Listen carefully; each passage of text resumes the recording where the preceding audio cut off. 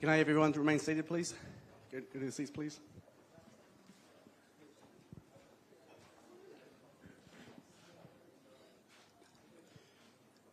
Kia ora koutou, and thank you for joining today's press conference and signing ceremony for the second Australia-New Zealand Foreign and Defence Ministerial Consultations.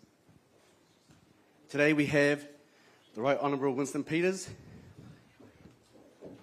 the Honourable Richard Marles, Senator the Honourable Penny Wong, and the Honourable Judith Collins.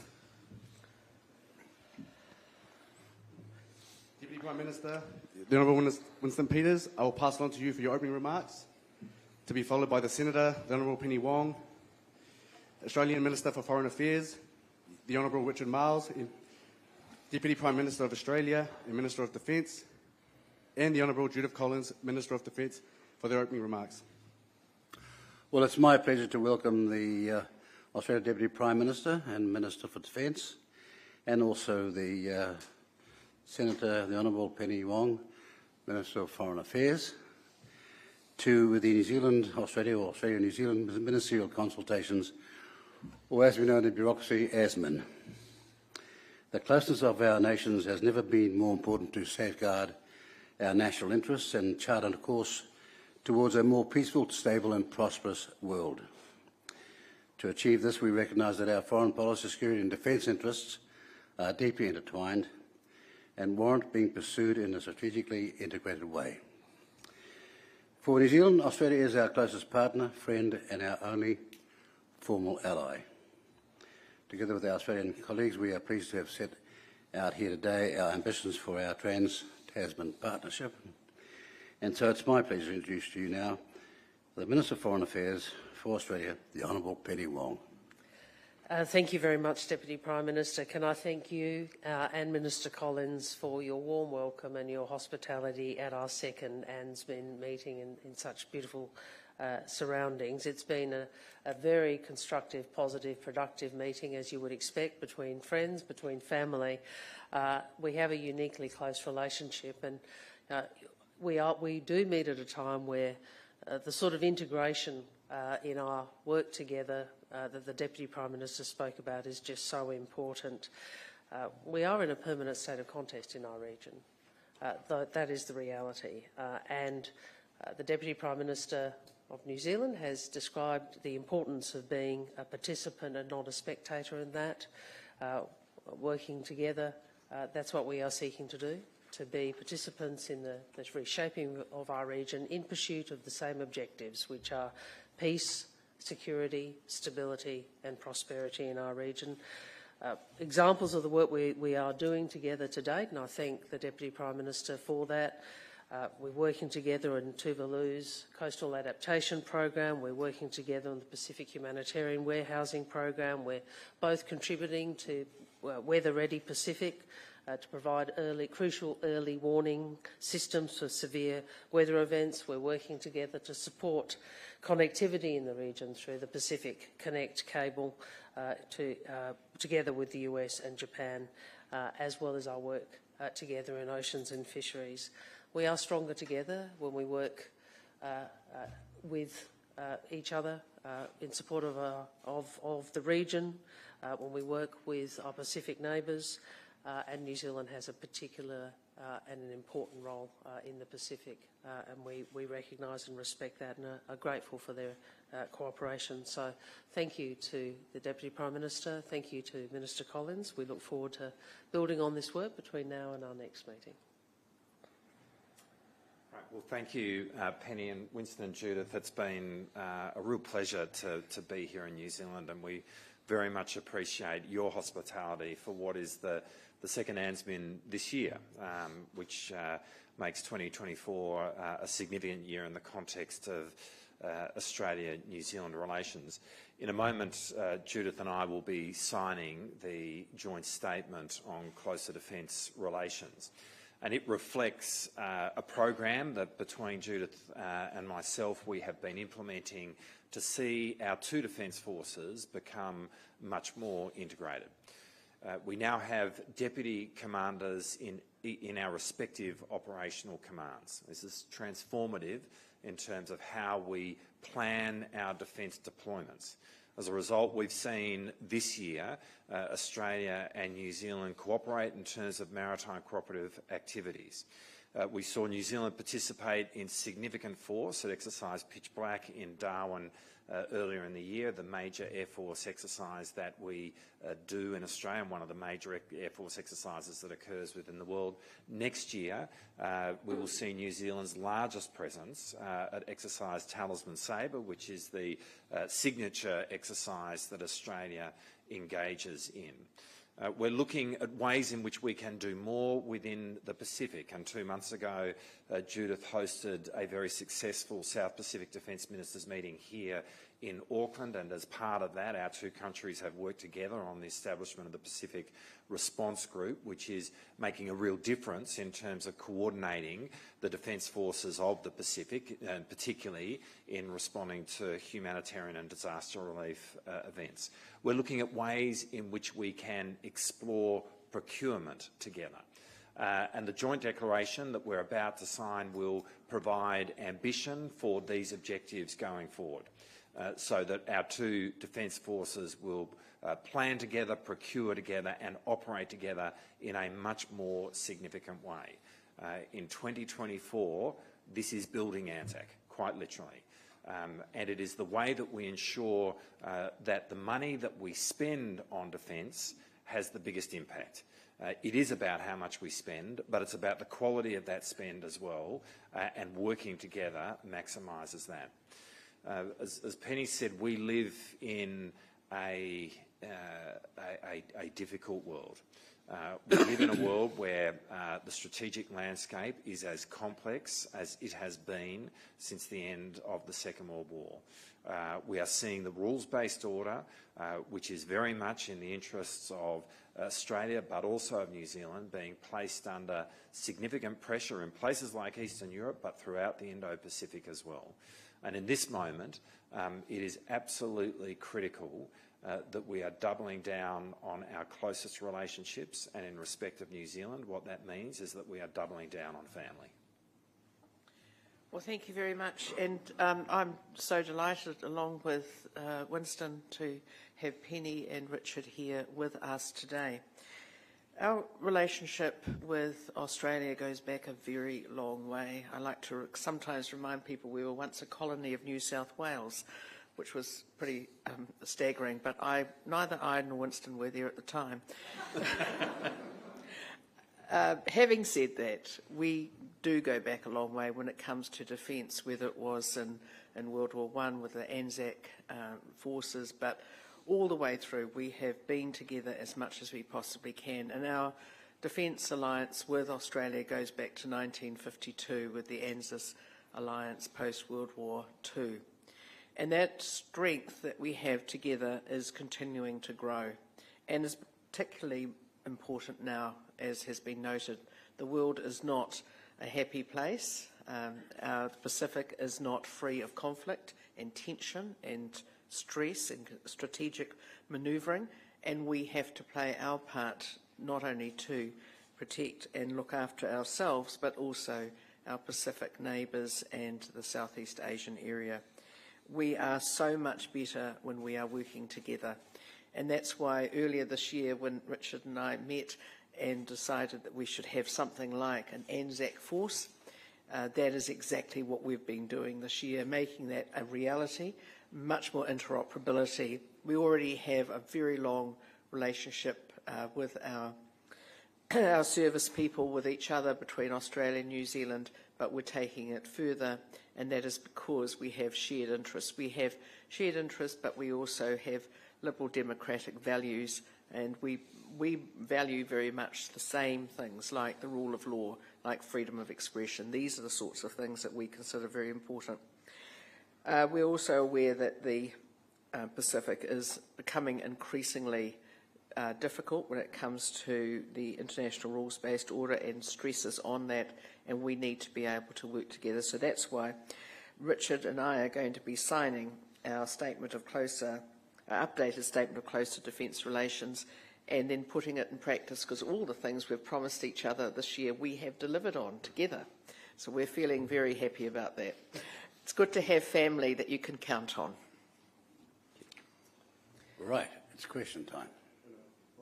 Before questions, I now invite media to capture the formal signing of the Australia-New Zealand joint statement on closer defence relations. We can ask questions at the same time, okay? We could just do the press conference. We could just do the press conference while they're doing that.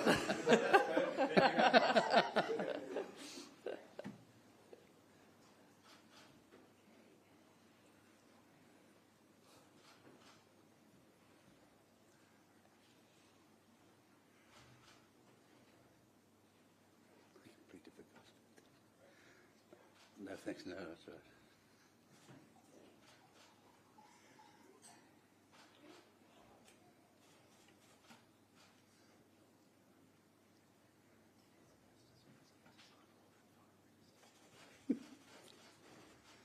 Yes. We just get to sign the cheques. Some of them.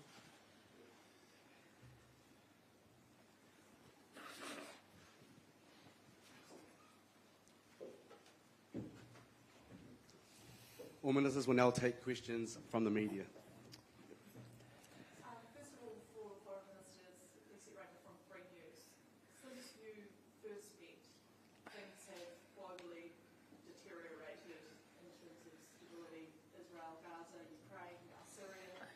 When you look towards 2025, generally, how do you feel about the outlook for the world, and what can New Zealand and Australia actually contribute towards improving it? Well, look, the meeting of Penny Wong and myself was not the occasion of that world changing dramatically in the way you framed that question. But never mind, the reality is that it is a more difficult world and more is happening in parts of the world that we thought were not part of our bailiwick, but they are, whether it's in Europe or whether it's in our part of the world. Our purpose is to ensure we get in front of events by means of our cooperation and preparedness, and that's what we're doing. You're right, the outlook is increasingly complicated. It is. But we have to start from the place of saying, you know, we have some agency. We may not be able to control or determine what happens across the world, but we have choices about what we do. And we make those choices. We make those choices every day in what we do in the Pacific, in the Indo-Pacific more broadly, and we make the choice to work together as closely as we do. In the Pacific, you know, you are very lucky, frankly, to have Deputy Prime Minister Peters, who speaks with weight and gravitas and wisdom in his engagement with the Pacific, and that matters. That matters for the stability of both countries. So we can make choices about, the stability of the region, which is in both countries' interests. So we will continue to do what we need to do, which is to have our countries work together as partners for strategic stability, for regional stability and for peace. Next question, Barbara. Barbara Dreamer, I'm a correspondent at Television New Zealand. This is for our defence ministers. Obviously, New Zealand is still licking our wounds from Manawinui sinking and other related costs along with defence cuts. Realistically, how much can New Zealand contribute to joint operations, and what does Australia expect?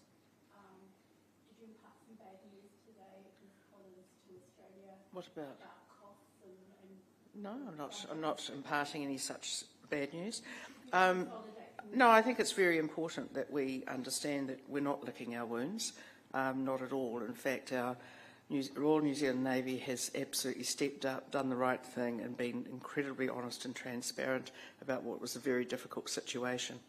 What I can say is that that is obviously there's cost to that, but ultimately New Zealand is doing its part. We have, as you will be aware, 3 ships that are in care and custody because we didn't have enough crew. We now have crew available for one of those ships, so it's getting itself ready and it will be out at sea next year. So I think we need to understand is that New Zealand's been through a very difficult time in defence. You will know as well as that last year we were facing up to 17.7% attrition, which was extraordinary. We had a total hollowing out.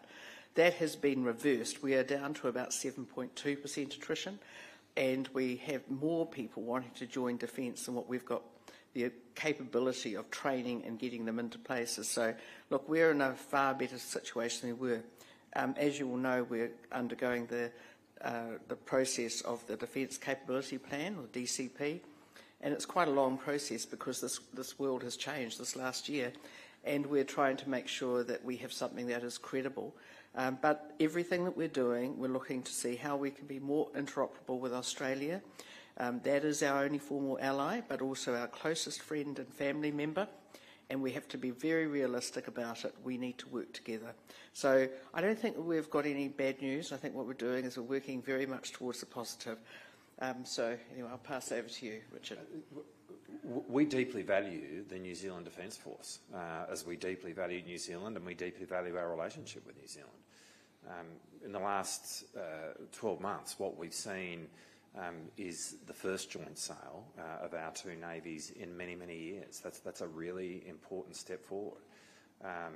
We are looking at other areas where we can work together. Critical areas, obviously, in the Pacific. And we, as I mentioned earlier, Judith hosted a really successful South Pacific Defence Ministers meeting here in Auckland 2 months ago. The Pacific Response Group, which both of our Defence Forces are contributing to, is really groundbreaking in terms of building a Pacific Defence family in a real and operational sense, which makes a difference in terms of responding to natural disasters. So New Zealand has a really significant role to play in defence.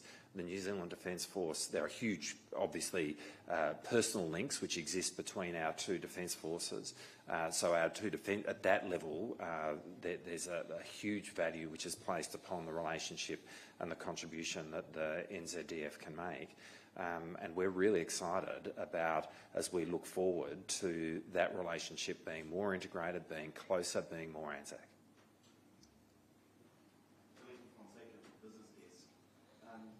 Is 2% of GDP defence spending, is that seen as a floor or a ceiling from either side, and is there a commitment from either side to reaching and maintaining that level of spending?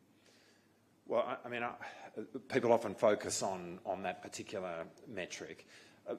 We will make both countries, our own decisions around what we spend in respect of defence. I think what is right to say is that in a rational world, defence spending is a function of strategic complexity and strategic threat, and we certainly assess that we live in a much more strategically complex world, and that's why we're increasing defence spending in Australia.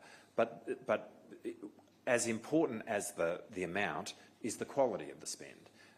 And we're really focused on that. We're focused on that in terms of our own decision-making in Australia about prioritising how we spend the defence budget. But an obvious way in which we can maximise that is by working closely together with New Zealand. And that's really why creating a more ANZAC force is so much in the interests of both of us, because it really does go to ensuring that whatever we're spending on defence, the quality of that spend is maximised. Yeah. Radio New Zealand.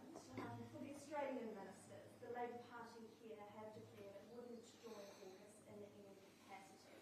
Is that misguided, and what would the consequences for New Zealand be if it did not join AUKUS, particularly with a view into the Pacific? Well, I think we just need to take a deep breath here for a moment. Firstly, AUKUS is a technology transferring arrangement between the United States, the United Kingdom and Australia. Pillar 1 is in relation to Australia acquiring a particular submarine capability, and that is very much between the three countries. Pillar 2 is looking at ways in which we can work together as three countries on innovative defence technologies, and we are putting in place a program where that's happening. Right now, if we're being honest, the three of us are very much focused on making sure that our own defence science, our own innovation systems are maximised so that we really are being able to, as best as possible, coordinate the way in which we operate to work on those newer, innovative defence technologies. We have embarked on a process of speaking with other countries on a case-by-case basis, meaning project-by-project basis, looking at where there might be opportunities to cooperate in the future in respect of various defence technologies. Now, none of that's about to happen tomorrow. This is a long way down the track, but we are having those conversations. We've made clear that the first country with whom we would cooperate with is Japan, but even there, that's not about to happen tomorrow either. It's pretty natural that we would be looking at talking with other countries who have capability and where there is very close strategic trust, and that's obviously Five Eyes countries in the context of Canada and New Zealand, as well as speaking with Korea. So that's where it's at. I mean, the debate is sometimes put in terms of joining some kind of club. That's not what really is going on here.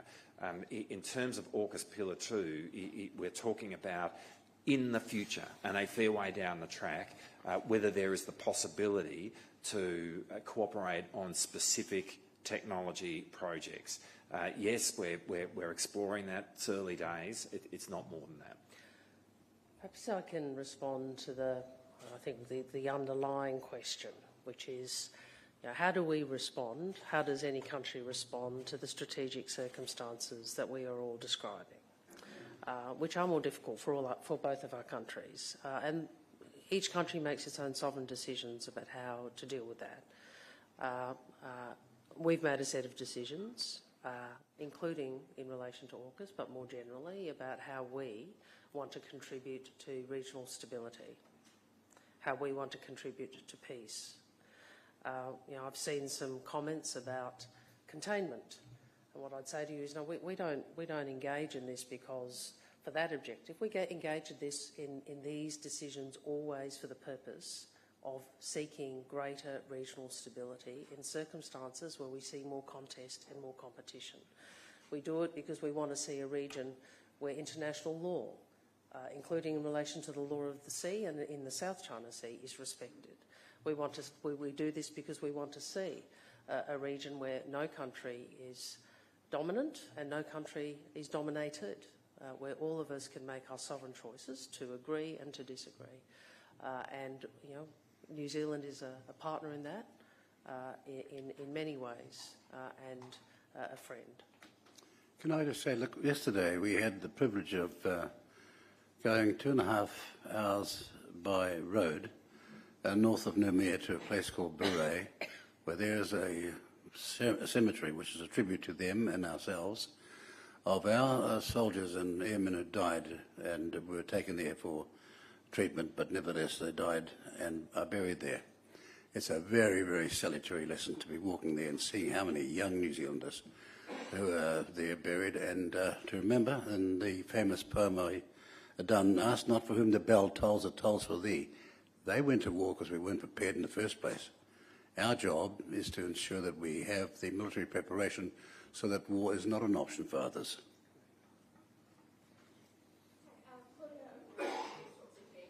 Question to the Australian ministers. What's your response to comments from Prime Minister Benjamin Netanyahu's office criticising the Australian government for its changing position on Israel? And can you please clarify Australia's position on recognising Palestine as a state?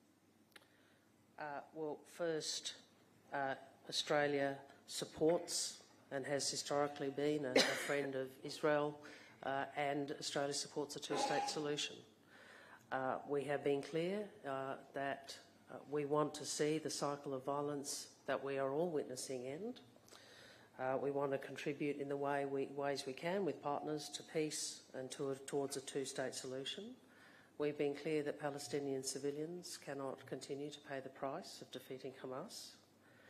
We are concerned that we see, a year since the overwhelming majority of countries, including New Zealand and Australia, voted for a ceasefire, and now we see tens of thousands more killed, including some 14,000 children.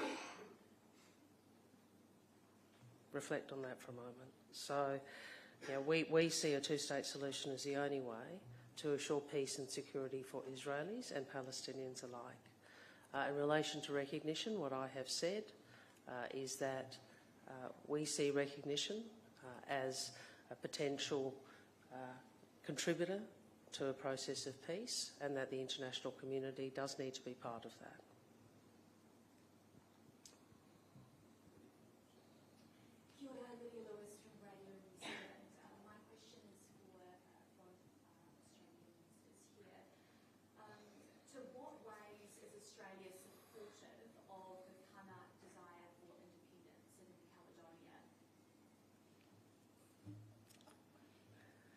You go.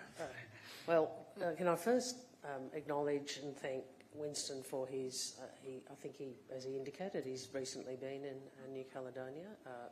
We want to see, these are issues that need to be resolved by the people of New Caledonia and by France. But what we don't want to see is the sort of violence that we saw, and we hope that there can be a peaceful process of engagement. And I know it's important that the other countries engage to support that and facilitate that, and we're very pleased that New Zealand is doing so. How could Australia support and facilitate that? Well, I've answered your question. Thank you. I agree with what Penny said, obviously. Mr. Peters, perhaps you could expand on this, like how, what sort of impact has France's unstable political situation had on New Zealand's efforts to try and get some stability in New Caledonia, and how have you moved on this issue? Well, the situation in Paris is inconvenient. It's not the best of circumstances to have the uncertainty going on there, but we've got to press on with New Caledonia, and we went there to listen, to hear all sides of the story, to talk to them about what they all wanted and whether they could combine going forward and agree on a pathway that, say, 15, 20 years from now, they could settle on. The complex thing, of course, is that you've got not just 2 or 3 different views, you've got a range of Kanaki views themselves. But here's the point. France is a first world country. France is a country that's able to help them with billions of dollars a year. Where would you get a replacement? So our job is to find their long-term ambitions in terms of independence in happy cooperation with France. And we're not giving out the formula now, but we're saying if we can possibly help, we can show you how in our long struggle to get equality, we've made progress despite all the politics. And if we can demonstrate to the Kanaki how you can use your land better because of certification of ownership and cooperation that we had the benefit of under that genius called Ngata when he put together the Maori land and corporations with everybody registered. We saw vacuums there which we believe we could fill. And our offer is, come over to New Zealand, we'll show you how it's done, not to show off, but we want to help, genuinely, because you're our nearest neighbour and you're critical to the peace and stability of the Pacific. Geopolitically, things are pretty tense in the region, and I know that there is that concern, especially with Kiribati. What about the base? How much concern is over the Chinese establishing a base in Antarctica in terms of the regional stability? Well, I think we all understand we live in a time of permanent contest in our region. We all understand that there is greater competition for influence and for strategic space, and we also all understand that our job is, even though we're middle powers, we're not great, we're not great superpowers, but we have a job, all of us, to contribute to stability and peace, including through deterrence. And we're very grateful for the cooperation, I think you described it as the intertwining work that we do, and for the shared objectives. There's such a deal of alignment between us. That's it today. So that is the conclusion of today's press conference and signing ceremony. I ask that all media remain seated while the Minister